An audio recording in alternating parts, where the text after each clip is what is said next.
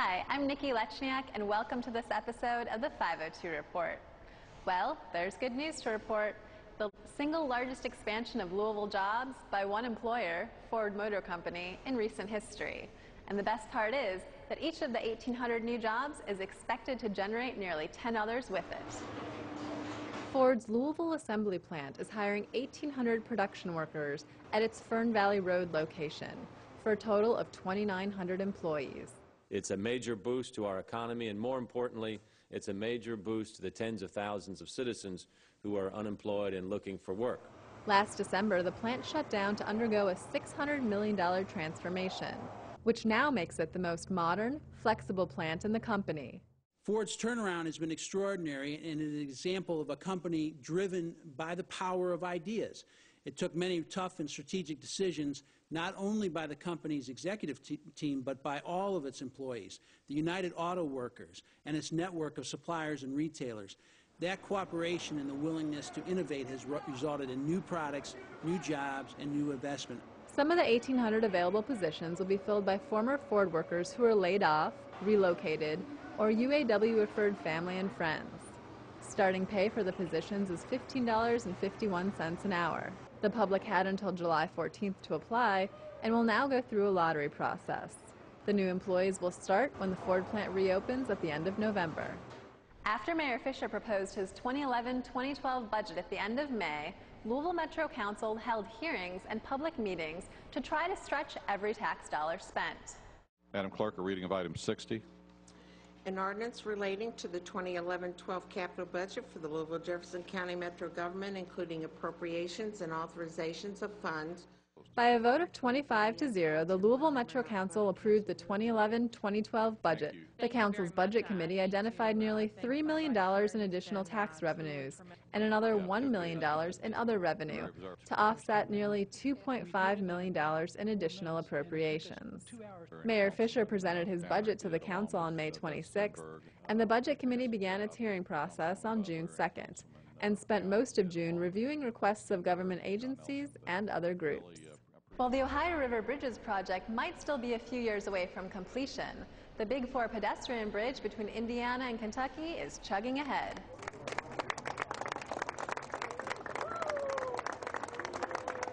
The 1895 railroad bridge connecting Louisville with Indiana is one step closer to becoming a bike and pedestrian path.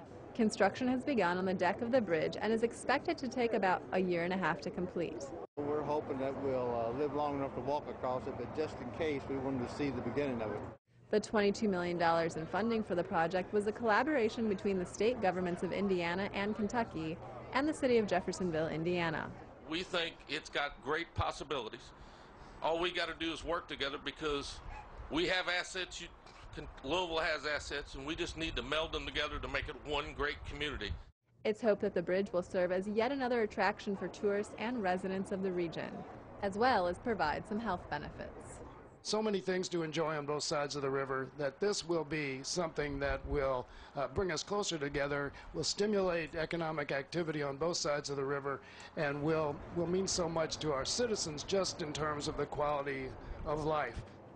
A relatively new Metro program is not only encouraging Louisvillians to start businesses, but it's also teaching them how and giving away up to $100,000 in grants to help make their businesses reality.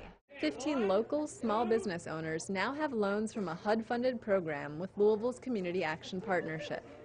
The Enterprise Loan Program is for moderate-income micro-enterprises, or businesses that employ a total of 5 people or less. These small businesses are the lifeblood to any community.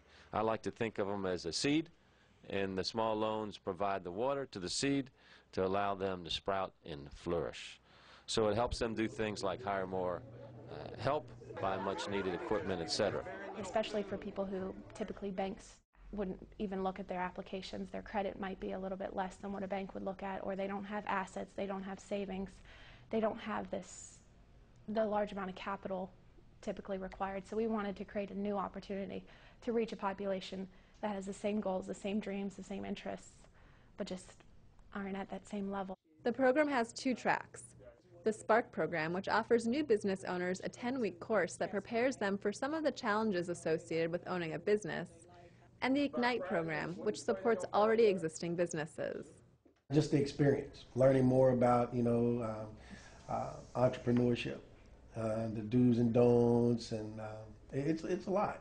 I mean, and you just have to stay focused, and that's what we're trying to do, and be dedicated, because we want to succeed with what we're doing. Loan recipients from bakers and lawn care professionals to the owner of this African market all benefited from a total of $100,000 in forgivable loans. What makes me even prouder to be the recipient of this loan from the Community Action Partnership is that it recognizes the value of hard work and provides equal opportunity to all the city's citizens. If you've been in business for more than 1 year and are interested in applying for one of the loans, you have until July 29th to call 574-5866 or visit louisvilleky.gov and search for CAP Enterprise. And here's some more news from Louisville Metro. If you or someone you know is a client at the South Jefferson Neighborhood Place site at Valley High School, it'll be temporarily closed through September for renovations. If you have any questions, contact your Neighborhood Place caseworker or call Metro Call at 311. A new program is creating opportunities for immigrant and refugee women. The Beaded Treasures program is providing these women with supplies, classes, and support to help start their own jewelry businesses. The project thus promotes the missing link between microcredit and successful entrepreneurship by focusing on holistic small-scale practices, sustainable long-term results, long-term mentoring, and maximizing profits for the project members. As an international city, Mayor Fisher believes it's important to welcome and encourage one of our quickest growing populations. Immigrant and refugee families are by their very nature risk takers, sometimes willingly, sometimes not so willingly, but we as a community are intent on Louisville being seen as one of the great international cities in the country. Right now, the items are available at Heine Brothers coffee locations throughout Louisville and at fairs and Etsy online. If you're interested in helping out, the project welcomes volunteers and donations of money and beading supplies. Go to beadedtreasuresproject.com for more information. Millions are up for grabs, and some of it could be yours if you claim it today. $69 million in unclaimed property and money belongs to the residents of Louisville. We've got a set of false teeth. We've got an urn with the remains of somebody's ashes. We have all kinds of interesting things. Are you interested in seeing what your share could be? Kentucky State Treasurer Todd Hollenbach is launching the Treasure Finders program to help you do just that. Each year, the Treasury receives millions of dollars from banks and insurance companies, but less than 1/4 of all money and items held by the Kentucky State Treasury is ever recovered. When they get a call from a neighbor, somebody who they know from the community, they're much more willing to accept that, yes, we are from the government, and yes, we really are here to help. The series of Treasure Finders events will be held in each of Louisville's Metro Council districts. If your name is on the list, you'll receive a call letting you know that you have money or items available. You'll then have a chance to come into the event and look up your information. Or you can also visit the site online, treasury.ky.gov/treasure+finders.htm, to see if the Treasury has any money for you. A small distillery with ties to the first ever whiskey company is coming to downtown Louisville. Makers of Michter's Whiskey and Bourbon are investing almost $8 million in renovating a historic building at the corner of 8th and Main Streets. This project's a home run for our economy, a home run for downtown, home run for tourism, and a home run for our city's ever-expanding bourbon industry. It was the city's history, culture, and charm that attracted the distillery's owners. Louisville is truly one of our country's greatest places. It is so culturally rich. It has such friendly people. And it's just a really beautiful city, and we're so thrilled to be doing this project here. The new distillery will also create 10 new jobs in the area and is largely employing local companies for its architecture and construction needs. We talk about the numbers in terms of investment, in terms of employees, but what this does for Louisville as a destination place and for our spirit and our culture here. 3, 2, 1. A unique new business is now open in J-Town.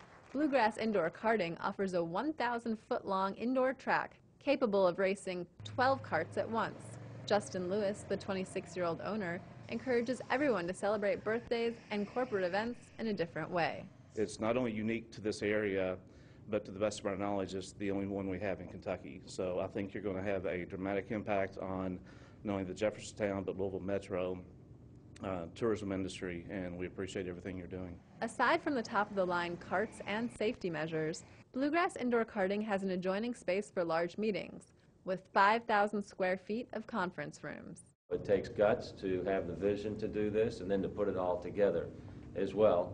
I was 22 years old as a co-founder of a business, so I like to celebrate youthful entrepreneurship as well. And with that, Eaton Corporation's 2 new data centers in Simpsonville and Louisville were activated. Eaton is a global power management company, and these 2 new centers will allow them to support the company's growing data processing needs while conserving energy and water. The fact that these state-of-the-art facilities are coming to Louisville and Simpsonville is a recognition of Kentucky's pro-business climate. It's a recognition of the quality of our infrastructure and our workforce. It's a recognition of the quality of life in our cities and our communities. And it's a recognition of the "how may we help you" attitude. Eaton employs about 70,000 people and serves customers in more than 150 countries. The next time you take a sip of that caramel-colored soda, you probably have DD Williamson to thank for its appearance and taste. The company is the world's largest manufacturer of caramel food coloring, and now they're investing in a new research lab in Butchertown. We do thank DD Williamson for staying here, for investing here, for believing that this is the best place to grow their company.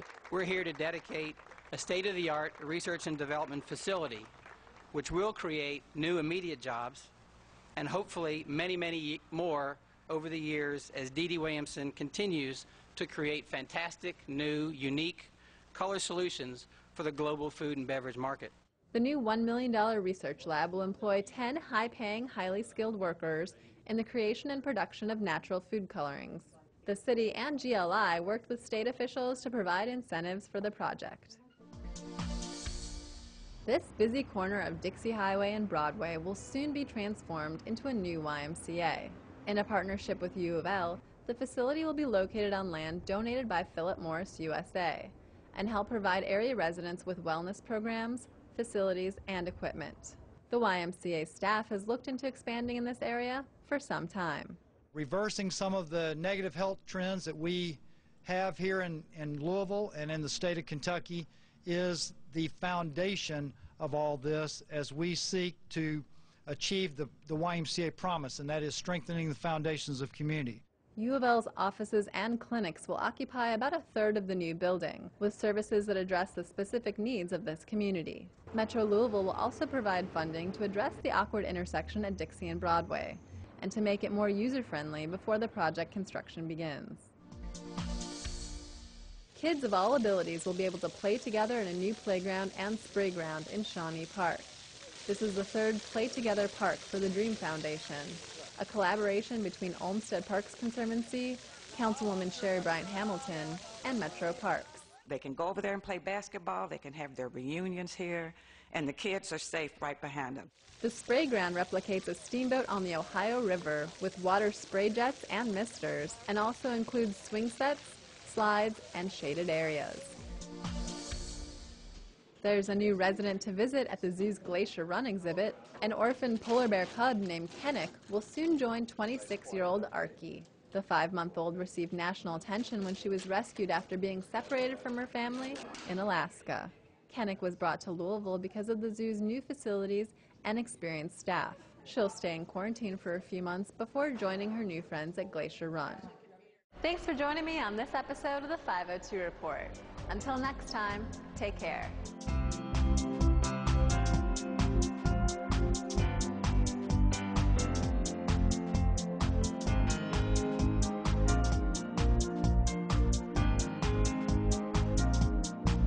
Metro TV, a public service of Louisville Metro government.